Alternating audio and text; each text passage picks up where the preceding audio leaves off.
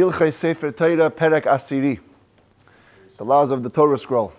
Chapter 10, the final chapter. Today we're finishing yet another set of halachot. The third set. Here, come in over here. You can move it. Yeah. The third set of the laws in this book.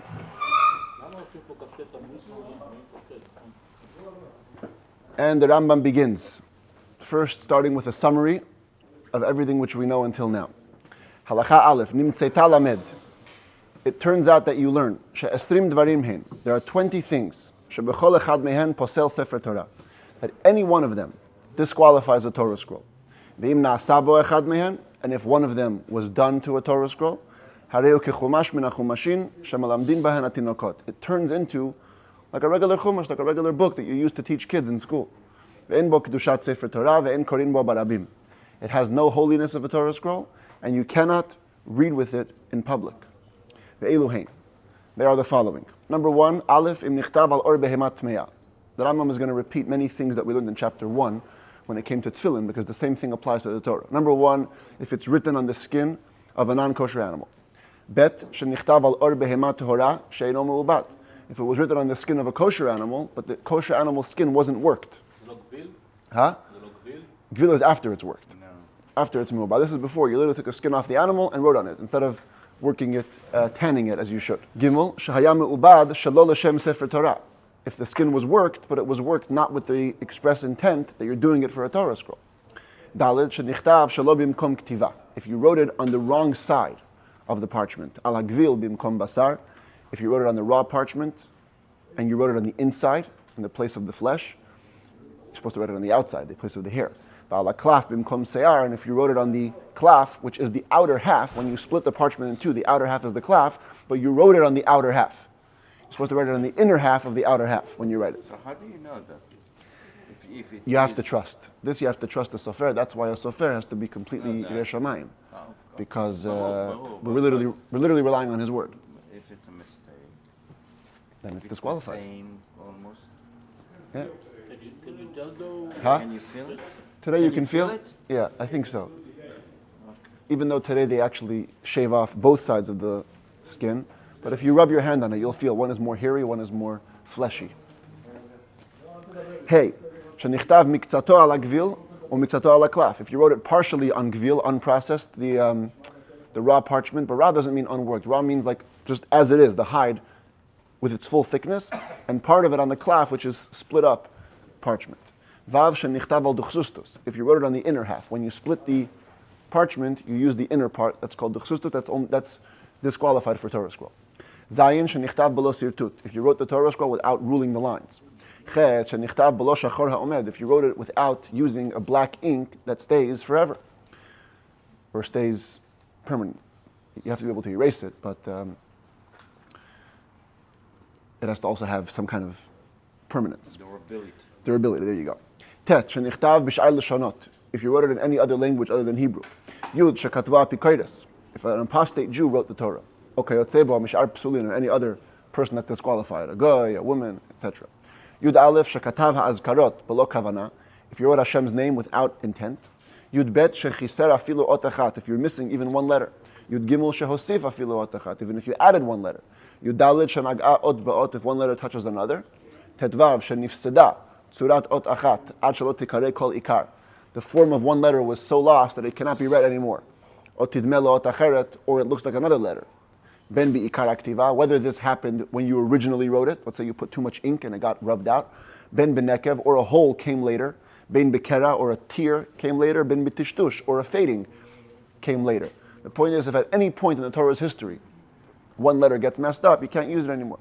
Tedzayin shehirchik or shehikriv bin otlot. If you wrote the letters too close or too far, ad shetera'eh hateva kishtei tevot, to the point that one word seems like two, or shtei tevot keteva achat, or two words seem like one. Yud zayin sheshina tzurat haparashiot. If you change the form of the portions, you wrote a ptucha stuma, open one should be closed, the closed one open. Yud chet sheshina tzurat hashirot. If you change the form of the songs, you saw yesterday, day before, that the Az Yashir Moshe is written in a specific way, Ha'azinu, if you change that. Yutet shekatav bish'ar aktav kishira. If you wrote other parts of the Torah like a song. And Chaf shetafar ha'yiriyot below gidei tehora. If you sewed the the parchments in the Torah scroll without using sinews of a kosher animal. Ush'ara dvarim lemitzvah lo la'akev. Everything else is only for the ideal mitzvah.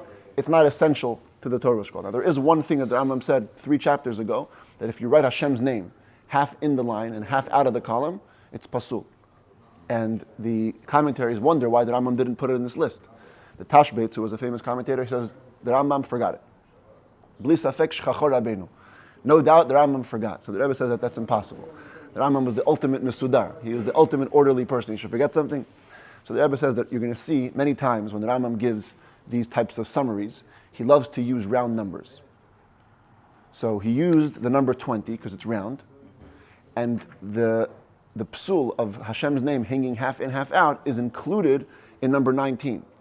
Shekatav bish'ar haktav keshira. Because what's the problem with writing rest of the writing like a song? Because you're writing it in an unusual, abnormal way. So also writing Hashem's name half in, half out is abnormal.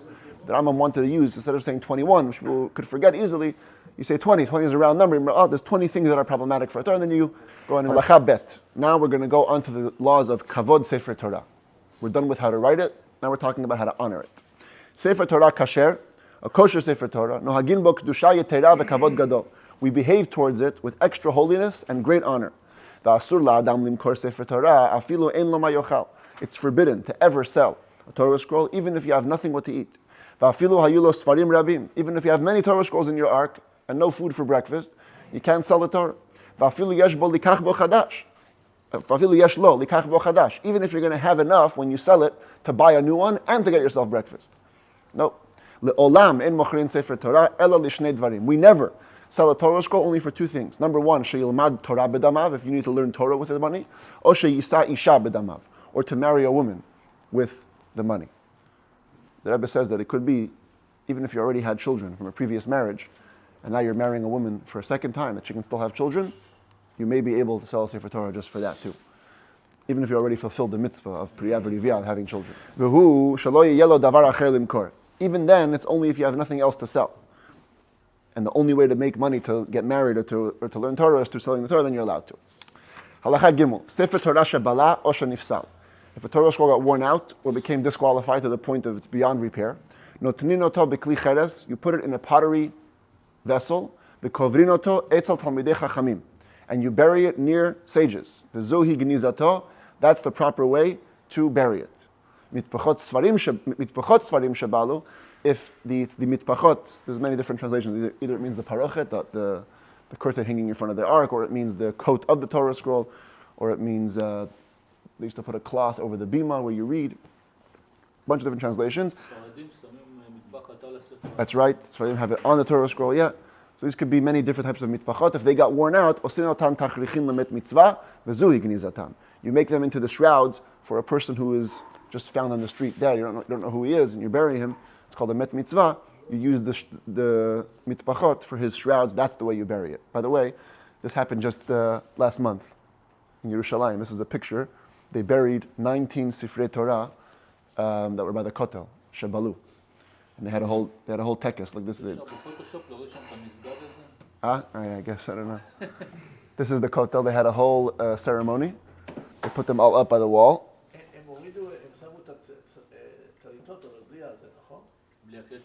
Without the tzitzit? I don't know, look in the picture. I think it shows tzitzis. But it could be once they buried them, they only put it in the klicheres. You see, this is a picture of the actual klicheres that they used. They had these old pottery stuff. They put the Torah inside it. Huh? Yeah, just and then they covered it. They put it in, and they had a whole tekes. It was a big thing. I don't know if you saw it on the news. It was last month, literally. What did they do with those? They buried them. They buried them on Har HaZeitim.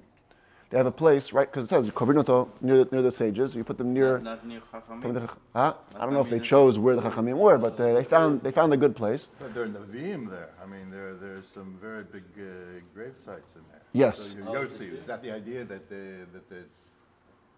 No, they chose Har HaZeitim. It's a very special place, and they buried it over there. Probably the most sacred cemetery. Yeah, and that was it. By the So way, they why did a cut geniza. cheres? Huh? Why cut cheres? I don't know exactly. I think it's because in your Sefer Yirmiyah it says that when you put something in a klicheres, ve'amad sham yamim rabim, it has an extra lasting effect. So we want to bury the Torah, but we still want to give it like a shmirah. maybe it's So we also put it won't there. put tumah, like it's not shy of the tumah. That's a good point. Klichares is not, it can't contract tumah, so maybe it has to do with that. I looked it up, I couldn't find the specific reason. Halacha Dalet. This is about tashmishei kedusha, things that are not the Torah scroll itself, but they're used in connection to the Torah scroll. Therefore, they're called tashmishei kedusha, which means holy articles. And we're going to get a list of all these 6 things. Says the Rambam tik shehuchan leSefer Torah v'hunach bo, a case that was prepared for a Torah scroll and it was actually used. That's a reference to these. At the Sephardi, they have the cases. We today put it in just a coat, but the Sephardi didn't have in a proper container. V'chein hamitpachot, and also the curtains or the coverings. V'ha'aron v'hamigdal shemanichin bo Sefer Torah, and the ark, Aron Kodesh, that you put a Torah scroll in. Afal pisha sefer betoch hatik, even though the scroll in the ark is sitting in the container. So you would think that the ark didn't literally serve the Torah scroll. V'chein hakisei shehuchaim lahaniach alav Sefer Torah, and also a chair which they prepared to place a Sefer Torah. It seems like in the olden days, whenever they would take out 2 Torah scrolls, let's say on Shabbat Rosh Chodesh, so instead of like we have today, someone else holds it, they actually had a chair where they would put it on. And that's what Rambam's talking about, a chair that was used to put Torah scrolls on it. V'hunach alav Sefer Torah, it was actually used, the Torah scroll was put on it. Hakol tashmishei kedushahim, these are all called things that were used in holiness. V'asur l'zarkan, you cannot just throw them out. Ela k'sheyivlu, o k'sheyishavru, nignazin, when they wear out or when they're broken, you bury them. Aval habimot she'omed aleihen hashliach tzibur, v'ochez hasefer, this bima over here, what happened to my picture? Not sure what happened over here. Okay, can't really see it, but it's like the bima over here. Our bima has 2 parts. There's the actual structure where the Torah goes, and there's also a platform. It's also called the bima, the platform itself. Those things where the Chazan stands and holds the Sefer Torah, the haluchot shekotvina bahen latinok lihit lamed, and boards that were used to write down the Torah for kids to learn. This is a board with the aleph bet, but they used to have actual boards where they would engrave the Torah. So it was holy. There was words of Torah on it, and it was used to teach kids how to read. Ein bahen kedusha, they have no holiness. And when you're done, you're done. Going back to these, the pomegranates, that's called. Basically these little ornaments. They're called rimonim, of gold and silver, and anything like it. She'osim l'sefer Torah l'noi, that you make for a Torah scroll for beauty. Tashmishei kedushahim, they go into the category of things that are used in holiness. Va'asur lahotzi'an lachol, and therefore you cannot just take them out to be used for weekday things. Like the yad, yad. Like for today we have the yad, or like a little ornament, like a necklace you put in the Torah. Yeah, all these things are going to the same category. But can you melt them and redo for the purpose of that? Yes. Okay. Ela im kein macharotan liknot bidmehen sefer Torah or chumash. The only time you can sell them is if you sold them to buy with the money a Torah scroll itself, or a chumash, which is one of the 5 books of the Torah. Halacha hey umutar lahaniach sefer Torah al gabei sefer Torah. You can pile one Torah scroll on top of another. Ve'in tzarich lomar al gabei chumashim. And certainly you can put a Torah scroll on top of a scroll that has just one of the 5 books. Umanichin chumashim al gabei neviim uktuvim. The chumashim, one of the 5 books of the Torah, can be placed upon one of the scrolls of the prophets or the writings. Aval ein manichim neviim uktuvim al gabei chumashim. But you can't go the other way. The prophets and the writings, you can't put them on top of a chumash. V'lo chumashim al gabei sefer Torah. And certainly you can't put a chumash on top of a Torah scroll itself. V'chol kitvei hakodesh afilu halachot v'agadot. Any holy writing, even if it's not the actual Tanakh, even if it's halachot, a book of laws or a book of agadah, of homiletics, asur lizarkan, you cannot throw them. Some commentaries say this means literally to throw. Some commentaries say it means to throw out, to discard. And you have to just wrap them up or put them in geniza. Hakamein, amulets, sheyesh baham inyanim shel kitvei hakodesh, that have some holy stuff written on them. Ein nichnasin b'hem lebeit hakisei, you cannot go with them into a bathroom, ela im ken hayu mechupot or, unless they were covered with leather, so that it's considered to be in a covering, and then you can take it into a bathroom. Halacha vav lo yochaz adam sefer Torah bizro'o v'yikanes bo lebeit hamerchatz or lebeit hakisei or lebeit hakvarot. You should not be holding a Torah scroll in your hand and going in with it to a bathhouse or a bathroom or a cemetery. It's considered unbecoming, not kavod for a Torah. Even if it's wrapped in cloth and it's in the container, the whole business, you don't bring it in. You cannot read in it in these places until you're at least 4 cubits, which is about 6 feet away from the dead body or a bathhouse or the bathroom. And you cannot hold a Torah scroll when it is naked, or when he is naked. There's two translations here. Either it's talking about the person, that's a simple meaning here. When you're naked, you cannot hold a Torah scroll. Other commentaries say it means when the Torah is naked. If there's no covering on the Torah, you shouldn't just hold the scroll. Exposed. That's right. And we keep both. We don't do either way. Of course, not when we're naked, but even when the Torah is uncovered, you shouldn't hold it. You should only hold it when it's covered with something. V'asur le'shev al mita shesefer Torah aleha.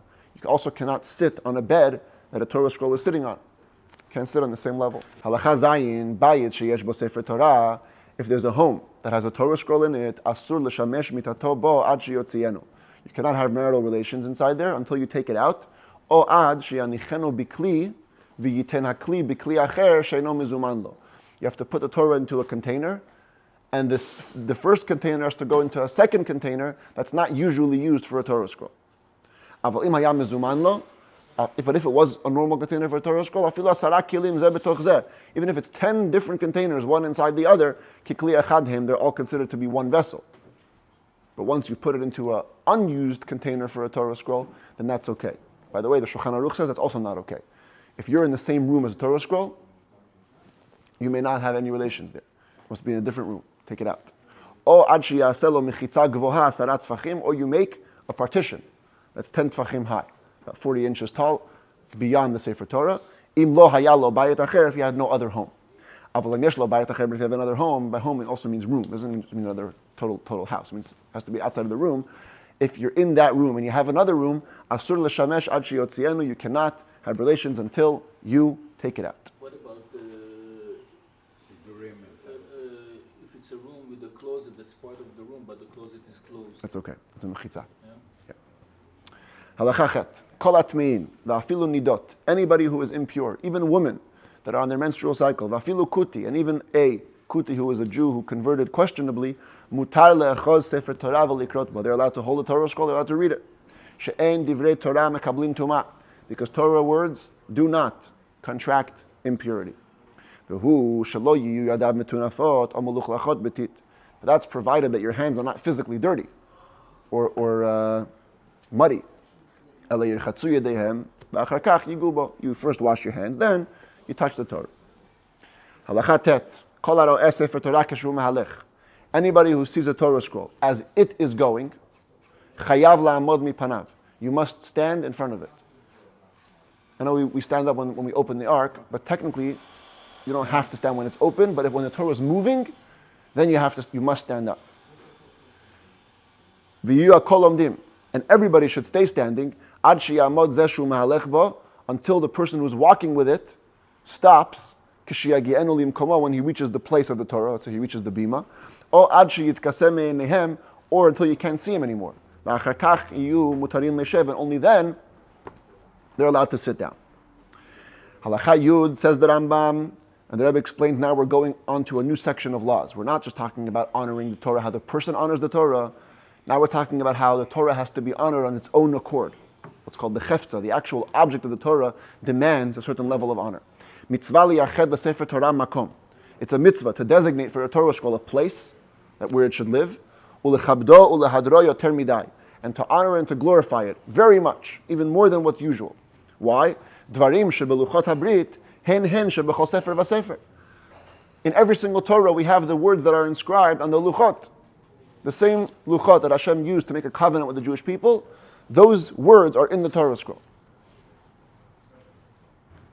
Lo yarok adam keneged sefer Torah. You cannot spit when you're in the space of a Torah scroll, in the presence of a Torah scroll. V'lo yigaler v'to kenegdo. You certainly shouldn't reveal your genitalia in front of it. V'lo yafshit raglav kenegdo. You shouldn't stretch your feet. Stretch out in front of it. Or some say it means take off socks. V'lo yanichenu al rosho kemaso. Neither should you put it on your head like a load.